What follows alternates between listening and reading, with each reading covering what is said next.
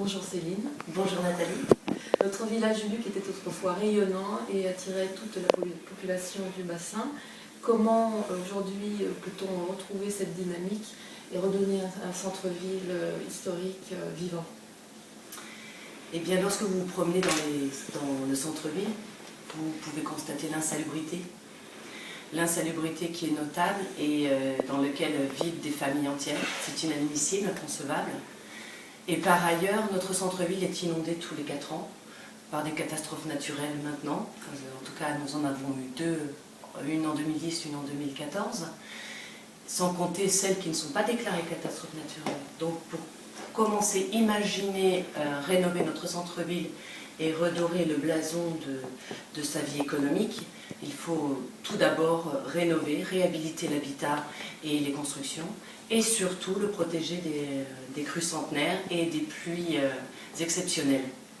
Ainsi, une fois que nous aurons assaini notre centre-ville, nous pourrons engager tout ce qui est en notre capacité pour rénover l'outil commercial, réhabiliter les 220 commerces du centre-ville. 220 commerces, c'est beaucoup, sachant que le centre commercial de la Garde en compte que 135 enseignes.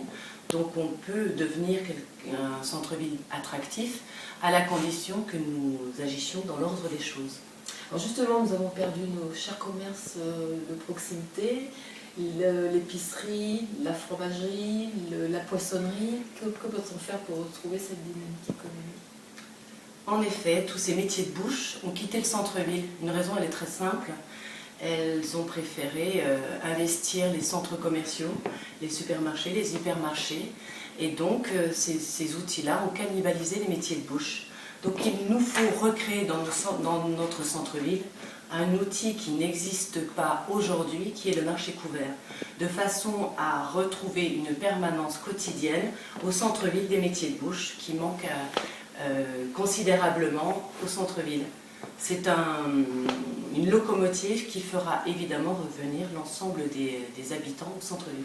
C'est une idée intéressante, mais il y a aussi un autre grand sujet de préoccupation qui concerne les écoles. Beaucoup de gens s'inquiètent de voir la capacité des écoles au jour d'aujourd'hui pour accueillir tous nos enfants qui arrivent avec l'urbanisation qui est grandissante.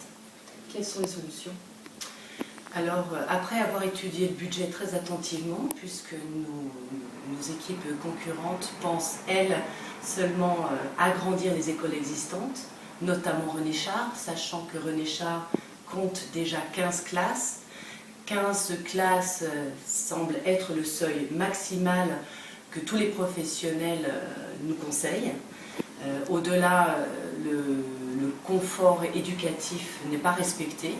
Donc il nous faudra à l'avenir, pour pouvoir anticiper les besoins de la démographie grandissante, prévoir un 3e groupe scolaire.